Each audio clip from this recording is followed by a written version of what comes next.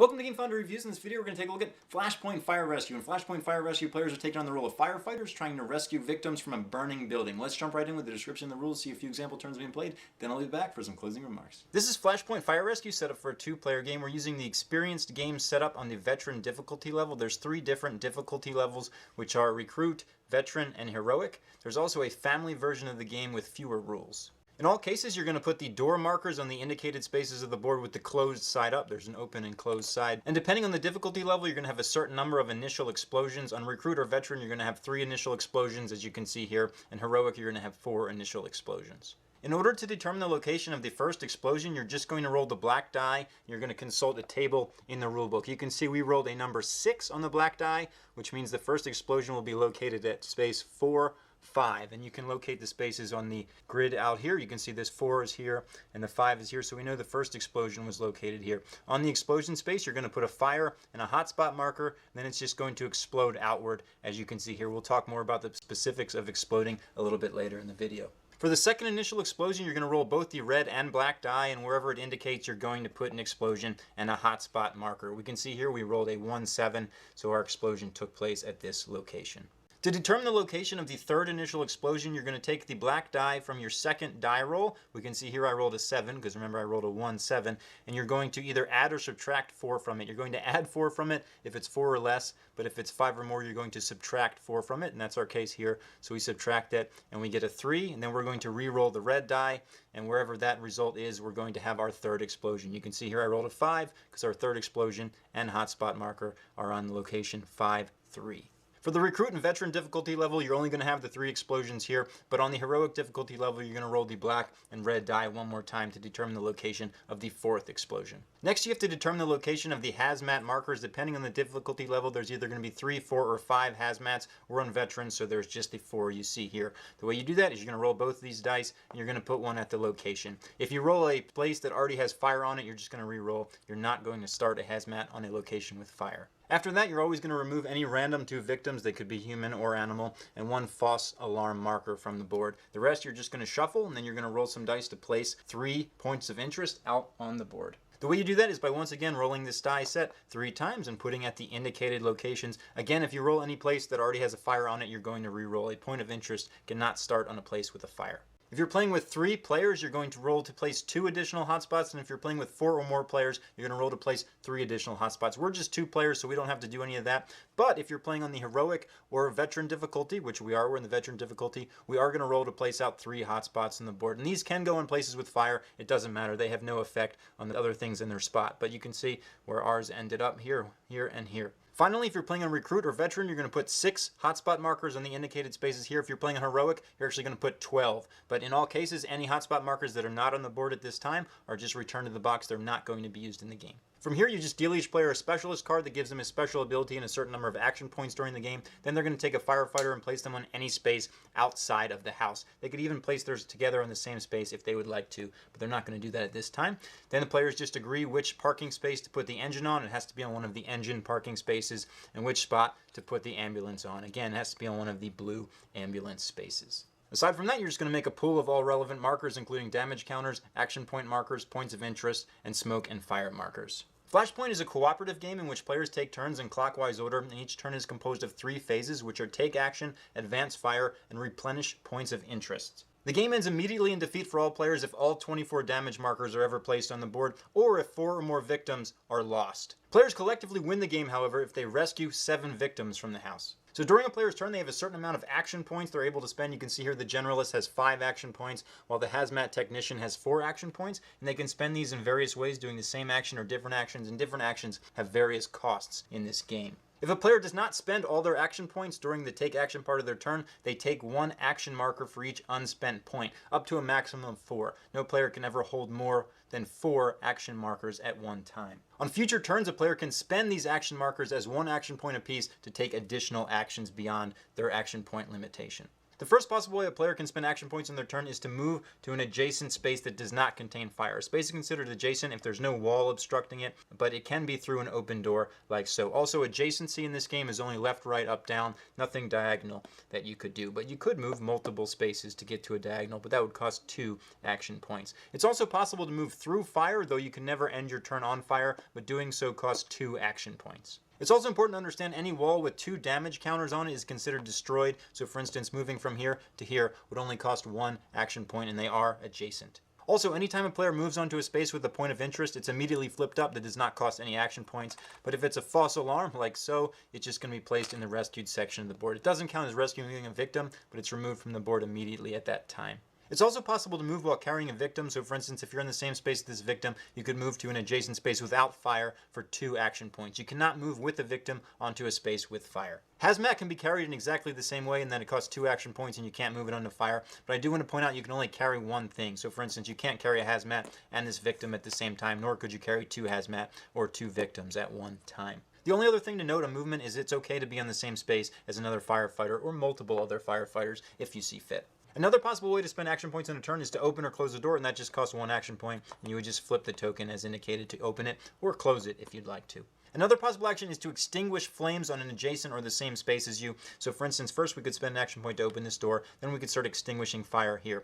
1 action point will turn fire into smoke, another action point will turn smoke into nothing. So you could essentially turn fire to nothing for 2 action points. And again, this can only be done in the space you're on or an adjacent space. You cannot extinguish this flame, for instance, because it's no longer adjacent because the door is closed. The next possible way to spend action points is to chop a wall. That costs 2 action points for 1 chop, and 1 shot results in 1 damage token. Remember, if there's ever 2 damage tokens on a wall, it is now open. So it's possible to use 4 action points in a turn to totally chop down a wall. But watch out, because remember, if all those damage tokens are on the board, you've immediately lost the game.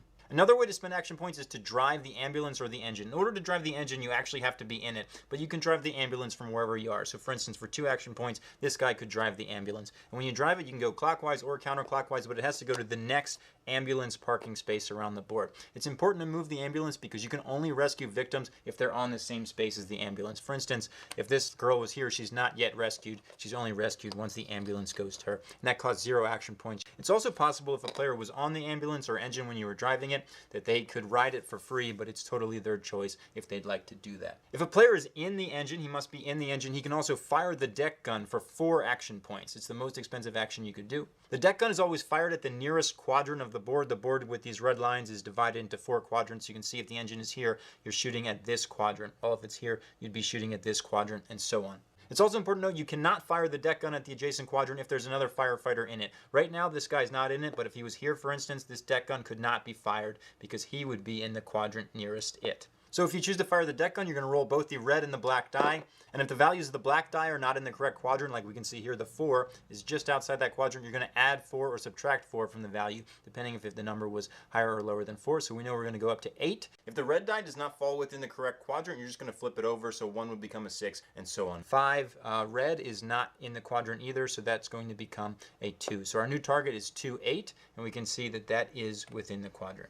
Wherever the deck gun hits, you're going to extinguish all fire and smoke in that space and all adjacent spaces. So in our case, it would hit here. This obviously isn't fire or smoke, so nothing happens. But both of these, because they're adjacent, would get wiped out. It's also possible, like say if it hit here and there was smoke over here, even though that's not within the same quadrant, it would still extinguish it. But this is not considered adjacent because this door was closed. But if this door was open, it would also affect this space up here. The final way you could possibly spend your action points during a turn can only be done if you start your turn on the engine, and it has to be the first action you take during the turn. For 2 action points, you can exchange your specialist card with one from the box not in play. And for the rest of the game, you'll be that new specialist. You no longer have the ability you used to have. So after a player finishes using their action points or taking action markers for each unused action point, up to a maximum of 4 that you can hold, they're going to move on to the advance fire part of the turn. The way fire advances is the active player is going to roll the dice. If the space is empty, like the one I rolled here, because we can see 6, 7 is empty, they're just going to put smoke. But if there's already smoke in the location, they're going to flip it over to fire.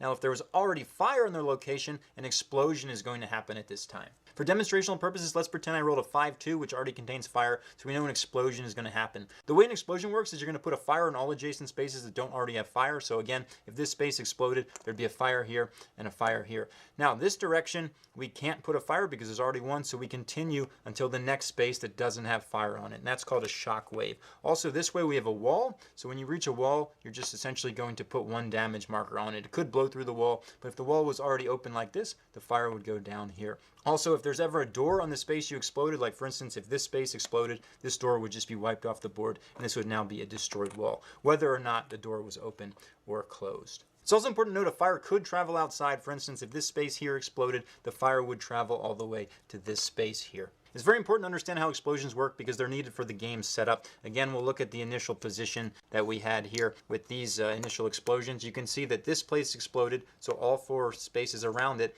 are going to take some type of damage or fire. These took fire, and this was a wall, so it was damaged, and here was the same situation, and the same here as well. After resolving explosions, if there were any, you're going to flip all smoke adjacent to fire to fire. So in this example, this is adjacent to fire, so it becomes fire. Now this is adjacent to fire, so it also becomes fire. This is not adjacent because this door isn't open, but if this door was open, it would also become fire as well. After flipping over any smoke adjacent to fire, any hazmat spaces with fire on them also have an explosion at this time. So for instance, if there was a fire here, that's going to explode just like we just described, and you're going to resolve another explosion. Also, when a hazmat explodes, it's removed from the board, and you're going to put a hotspot marker in its place. As long as there are any hotspot markers left, remember, all the hotspot markers that are not on the board are returned to the box at the beginning of the game. So the way hotspot markers work is if you ever roll a location that contains a hotspot, so let's pretend we rolled 6-2, for instance, which is this space here. After we put our smoke and we resolve turning everything into fire and explosions and the things, we're going to roll again. You're going to continue rolling until you roll a space that is not a hotspot containing space, and that space is also going to get a hotspot added to it. So in that way, after we rolled 6-2, we resolved that, we would go again, we rolled 1-4. Now we check if 1-4 doesn't contain a hotspot, we're going to put a smoke there as normal, resolve any explosions, any smoke adjacent to fire becomes fire, then we're going to put another hotspot. But theoretically, you could roll this many times in a row because you could keep hitting spaces that contain hotspots. Before moving on to the example playthrough, I want to point out that hotspots can never be removed from the board once they're placed, and hazmats, once they're taken out of the building, they're immediately removed from the board. So as soon as it gets out of a door, it's gone. After the fire has finished advancing for their turn, any points of interest that contain fire on them are going to be immediately revealed and removed from the board. So for instance, if this fire was here, we would reveal that this is a cat, and unfortunately the cat would be lost. If 4 victims are ever lost like this during the game, you immediately lose. Also, any firefighters that end up on a fire space due to the advanced fire are immediately placed in the ambulance. After the effects of all fire have fully resolved, we move on to the replenish points of interest parts of the turn, and this only occurs if there's less than 3 points of interest on the board. So right now we have all 3 out. That's all you can ever have at one time, so nothing would happen. But if for some reason this point of interest was removed during the turn, maybe it was rescued by this ambulance here, we would now roll the dice to put new points of interest out until we had 3. They would always come out randomly with the question mark side up. If we ever rolled a location that already had fire, smoke, another point of interest, or a firefighter on it, we're going to follow the arrows on the board until we find a valid space. So for instance, we rolled 4-8, it would just go there. But let's pretend we rolled 4-5, which we can see has fire on it. So we know we can't place the point of interest here. We can see the arrow in this space. Blue goes that way, then it goes this way. So we would first put it here, like so. So after a player finishes their turn, the next player in clockwise order is going to take a turn just like it, composed of the same 3 phases. The game ends immediately in victory for all players if they ever successfully rescue 7 victims. However, if they ever lose 4 victims, they've immediately lost the game. And if all the damage counters are placed on the board, the building collapses and they lose as well. Let's get going with this example playthrough. The first thing we have to do is figure out where the initial explosions are going to be. We're going to play on veteran difficulty, so we're going to start with 3 explosions. For the first one, we just rolled a black die, and we got a 5, so we consult the table, and we see that a 5 puts the first explosion on location 4-6. So we know we got to find space 4-6. Here's 4, and here's 6, so we got an explosion here, and it always comes with a hotspot at the beginning of the game. Normal explosions don't, but that's going to wipe this door right off the board, and we're going to put out all the things that would happen as a result. The door is what happens to this side. So for the next one, we're going to roll both dice, and wherever it goes, we're going to put one. We got 1-2. So our next explosion with a hotspot is going to be right here, so that's going to damage this wall. It's going to explode out this way, and this way. And for our final initial explosion, we're just going to add 4 to this number, because that's what you got to do, because it's less than 4. So we go from 2 to 6, and then we're going to re-roll the red. So we got a 2, 6. So 2, 6 is going to put the last explosion up here. And again, that's going to blow this door right off the map, and do this as well. So next we got to place the hazmats on the board. So we're just going to roll, and we're going to place them where we get. So we got one down here at 6, 2. We got one at 4, 3. After laying out all the hazmats, we will do the same thing with the points of interest and the hotspots. Now that we've laid out all the hazmats, POIs, and hotspots, we can choose where to place the ambulance. We're going to put it up here to try to rescue this guy quickly. We're going to put this engine over here. Now the players can choose where they'd like to start. The hazmat technician, I think, is going to go down here, and this guy is just going to start up here. So with that, the generalist decides to take the first turn. Remember, he has 5 action points, so he's going to spend his first 2 to wipe this out. It goes all the way from fire to nothing. Then his 3. Then he's going to come here to flip this over for 4, and it turns out that it is a woman. He could spend some more action points if he'd like to, but he's going to save that last action point, turn it into an action marker, which he can save for later. Now he's going to advance the fire. He does that by rolling the dice. So he got a 5, 3. We can see 5, 3 is now empty, but it just gets some smoke, and it's going to share a space with that point of interest. That's okay. It won't kill the point of interest. It's just smoke. But if it becomes fire, it will cause quite a problem. And now he would replenish points of interest if there were less than 3, but we can see there's still 3 on the board, so nothing happens at this time. So the hazmat technician is going to take the turn. Now normally you have to take hazmat out of the building to get rid of it, but he has a special action for 2 action points that he can just get rid of any hazmat that he shares a space with. So he's just going to go 1, 2, and then for 3, 4, he's going to wipe this hazmat out of the game. Now he's going to advance the fire, just like the other guy. He got 1, 5. He got a space with a hot spot, so we're going to resolve that. We're just going to put the smoke here as normal, but because there was a hot spot, we're going to roll again. So then he got a 3, 8. Again, that's an empty space, so it's just going to get a little bit of smoke, but it gets a new hotspot marker in that location because this is part of a hotspot chain. With that, he would replenish points of interest, but again, there's still 3 on the board, so we're going to go back to the generalist. He decides to carry this lady. That costs 2. That's going to cost 4 because moving with her is 2 apiece, but she came right to the ambulance, so she has been saved.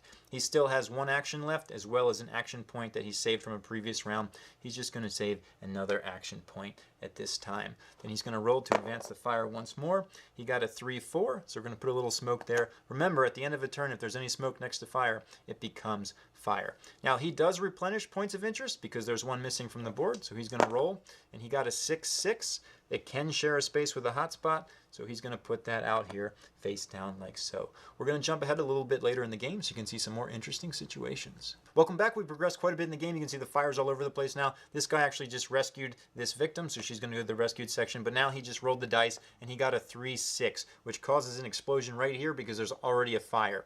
So what's going to happen is this is going to break this wall. Now we can walk through it. It's going to break this wall. It's also going to damage this wall. However, it's going to put a fire here, which is going to knock this guy back to the ambulance. And then because this is next to a fire, this is going to become a fire as well. So that was quite a turn there, and he's going to roll to place out the new point of interest. He got a 3, 6. 3, 6 is occupied, so it's going to follow the arrows. It's actually going to go at 3, 3. It's getting near the end of the game. We'll come back at the final situation so you can see what that looks like. Welcome back. The game is essentially over. While rescuing this cat from the building, this guy rolled a 1, 2 during the advanced fire phase. And what that does is it triggers an explosion right here. Remember, explosions can go outside, although any outside fires are removed at the end of the turn.